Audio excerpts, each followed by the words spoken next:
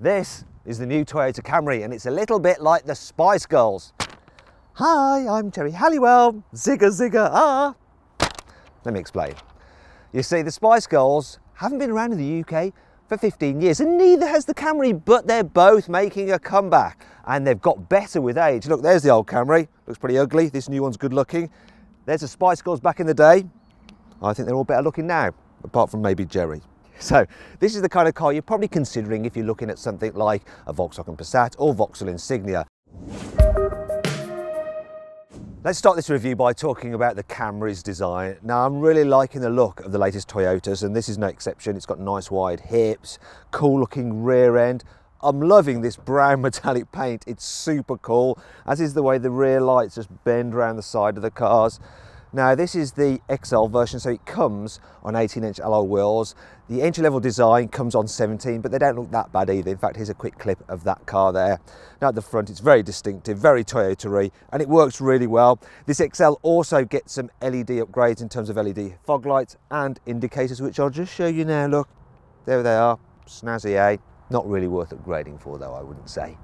Do you know what? I quite like the interior design of this car. It's definitely unique, and there's quite a lot going on in terms of swooshes and shapes and stuff like that. Quality is a bit mixed though. So it's like different parts of the interior were built by different people, and they never talked to each other, and they clearly had different standards. So the guy responsible for the materials on the dash and the doors and stuff obviously has very high standards. However, the guy responsible for these bits down here, I mean, look at that, and this, look. This centre console clearly had low standards. I mean, look, that's terrible, isn't it? I mean, I know Toyotas will not break, but perceived quality just makes you feel good about yourself, and that's why the Germans do so well. Still, the damping of the controls are quite nice, and there's some touches that I do enjoy, like this effect here and up here as well. I like it, though the pattern does sort of remind me of the eyes of a horsefly, so it's freaking me out a bit. What's also freaking me out a bit are the holes here on the speakers. It's really triggering my trypophobia. You don't know what that is, do you? Look it up. Then someone be kind enough to post it in the comments so others can see. Now, one thing that does do my head in though is this area here. So there's a lot of black plastic and quite a small screen. And that brings me on to this car's specs. The Camry range kicks off with the design, and that includes an infotainment system with inbuilt satellite navigation, another screen between the two analog dials, and dual zone climate control. It also has heated seats, keyless entry, and fully automated cruise control, which will use radar to keep you a safe distance from the car in front and steer to prevent you weaving out of your lane. The only other trim level is this range-topping XL, and it includes an auto-dimming rear view mirror, blind spot monitoring, rear cross-traffic alert, and some shiny bits of trim. Right, and let's talk about that infotainment system. So not only is the screen quite small, but the resolution is low.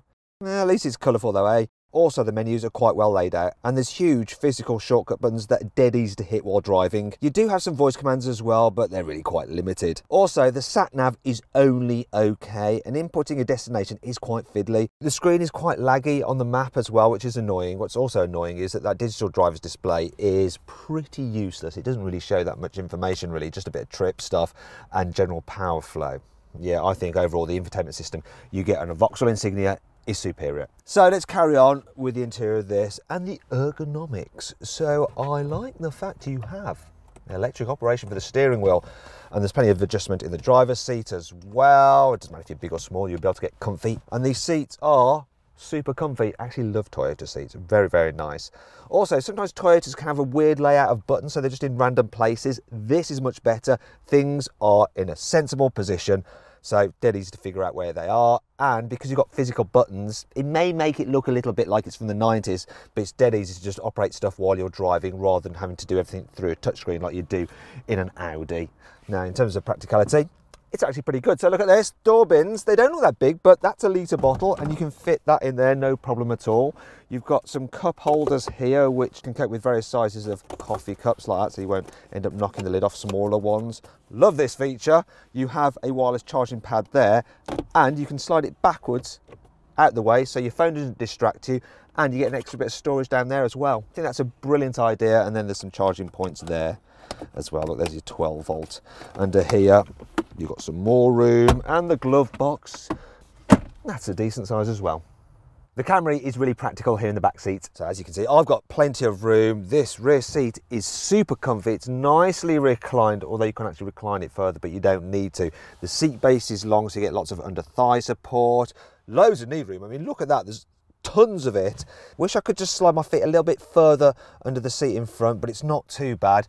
Headroom is a little bit on the tight side though. That's probably the only minor issue. Want to check something else out as well. Look at this. Go, go, go, go. Yes! They go all the way down so you can lean out, and I've just hit my head on there. That highlights another problem. Let's say you've got 3 people in the back at once. This middle seat is actually all right and headroom's just about okay here, but people in the out seats get pushed outwards slightly because the body is a bit narrow, and then they end up hitting their head on there, just like I did a moment ago while trying to do a demonstration to you guys. Another thing I'm not so keen about is this, the hump in the floor, but it's not that big a deal because the footwells are big, so 3 people can easily have enough space for their feet. Rest of the practicality is okay, so look at that. Well, that just flops down. Classic Toyota random build quality again. And this as well, that is such a cheap flat, but that's handy. Look there, you can keep your drinks in there. There's also enough space in the door bins for 2 bottles. And check this out as well, you get marsupial style pouches in the seat backs. Yeah, and then there's some charging points there for your mobile devices. As for fitting a baby seat, well, the Camry's Isofix covers are removable, but that does mean they're easy to lose. However, the anchor points are dead simple to get to. It's also easy to get the seat inside because the doors open wide enough, but you will have to move the front seat slightly forward if you want to lock it in a rear-facing seat or a bigger seat, and that could annoy toilet drivers in the front. If you have 2 child seats in the back of the Camry, there is just about enough space to squeeze an adult between them, though they wouldn't be that comfy, which would make it ideal for the mother-in-law. Yes, mother-in-law jokes. Just like the early 1990s, which was when the Camry was last on sale. Right guys, let's talk about the Camry's boot. So being a saloon, it's not as practical as a hatchback, but you do have quite a wide opening for this kind of car. There isn't too much of a load lip either, so you can get suitcases in and out quite easily. Look at that, absolutely knackered suitcases. It's probably something to do with the way I treat them. So it's a bit of a hit and miss affair, this boot. The actual size is reasonable. You can fit quite a lot of stuff in it. And there's some features I like as well. Not the fact that you've got underfloor storage, because really there's not much at all. It's things like this, look, the way you can just hook that up on there like that. And then there's some other things that are less cool. See that? Then look at this. These are supposed to be hooks to hang things off, but they're a little bit flimsy. And then the tie-down hooks are just things here, which once again are flimsy. Don't know what it is with Toyota. Some things are good. Some things are really not so good, like this. To fold down the rear seats, pull that like that, and nothing happens, so you have to go around to lower them. And it's easy enough to do, I guess, but the opening isn't all that huge. And you're probably wondering just how much stuff can you fit in this car's boot. With those seats folded down, you can carry a bike in the car, but you will have to remove the front wheel, and it's quite tough to squeeze it through that narrow opening to get into the back seat area. With the seats back in place, you can carry 2 large suitcases and 2 small suitcases inside the boot. Then there's just enough space left to carry a set of golf clubs and a soft bag. If it's boxes you want to carry, there's room for 8 small boxes, but unfortunately, larger boxes will not go through that opening. Really, if you want to carry lots of stuff, if that's a priority for you, then you probably want a Skoda Superb. And that brings me on to 5 annoying things about the Toyota Camry. In the UK, the Camry is not available with Android Auto nor Apple CarPlay until sometime in 2020. Thanks for that, Toyota. Whenever you fold the seat backs down and put them back up, the central armrest just flops out. The auto door locks are super annoying, and you can't just get out if you're the passenger by double tugging, which sounds a bit rude. You have to flick this and then you can get out. It's just, why the extra step, Toyota? The seat belt for the central passenger doesn't really retract the full way, so it just kind of dangles there like an annoying droopy thing. The car has this weird aftermarket tuning morons wider exhaust surround, which annoyingly passes the carwow stick of truth, but it won't foil the bottle of truth. Oh no, no, we've rumbled your game, Toyota. It's not all negative though. Here's 5 good things about this car. The Camry has a really clever air conditioning system, so as well as like blowing out air, It also releases ions which are surrounded by tiny water molecules, and they effectively moisturise your skin to help keep you looking younger. Maybe I should buy myself a Camry. This car comes with a 2,628,000 minute warranty, also known as 5 years. The car's hybrid system uses special compact batteries which are small enough to fit into the seat so they don't eat into boot space. This engine has a thermal efficiency of 41%, which probably means nothing to you, but it is better than any other road car. And what that means is it's better at converting fuel into forward motion rather than just wasting it as heat. Toyota has fitted an extra layer of special sound insulating material throughout the entire car to keep it nice and quiet inside, and so that you don't hear annoying noises too much from the outside. There's only one version of the Camry available in the UK. It's the hybrid, which has a 2.5 litre petrol engine mated to an electric motor for a combined 218 horsepower, which is good for 0 to 60 in 8.3 seconds, which isn't terrible. The good news is, if you fit this car with a 17-inch wheels, it will emit less than 100 grams per kilometre of carbon dioxide, making it very tax efficient. Winner! This Toyota Camry is lovely to drive in town. So the suspension is super soft over potholes and speed humps, and you can actually drive it around on electric power alone for quite some time if you want to. Yeah, there's even an EV mode which locks it, but if you put your foot down or try to accelerate enthusiastically, the petrol engine soon kicks in and you do hear it a little bit. But it's quite a smooth transition. What's not so smooth though, the brakes, so you touch them and it's like, they're a little bit jerky. The steering is nice and light, and the turning circle is okay. It's not the best in the world, but it's not bad. You will be able to get round mini roundabouts and do U-turns if you need to. The automatic gearbox really helps in town as well, especially when you're doing manoeuvres and stuff. It's actually quite smooth at low speeds. For instance, I'm going to park the car now and it's just so much simpler than having to mess around with a clutch and gear selector. So there we go, look, just dead easy to actually park into space because you've got really good all-round visibility. The dash is quite low, the pillars aren't too fat, so you can see exactly what's going on, and the camera helps out as well, so I like it for that.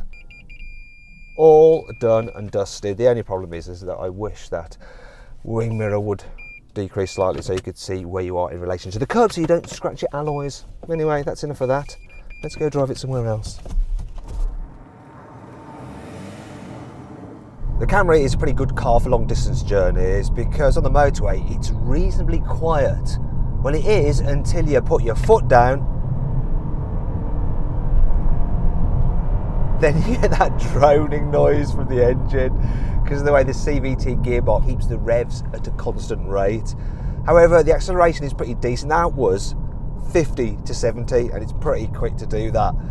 The only problem is that will affect your economy, so don't do it too often because this is an economical car. So I'm averaging 51 miles per gallon, which is really, really good. It makes it a great alternative to a diesel if you don't want a diesel car. Where this car does start to fall down though is on a twisty road because it's a bit like making an old man run through an obstacle course. It's just not great. I have a sports mode and when you press it, it doesn't seem to do anything besides make a little red strip appear down there on the digital display. Yeah, also you can change gears yourself and there's like 6 different gears to choose from, but it doesn't feel like a normal gearbox because it's just like an artificial system created by that CVT system. So yeah, you don't bother with that. You're best just chilling out and taking it easy because if you want your big family car to actually be good on a twisty road, you probably want something like a Mazda 6. For now though, we're going to run wide. Whoa. Oh, didn't like that at all. We're going to run wide in the Camry. Yeah, calm down, Matt. Calm down. It's a Toyota. Take it easy.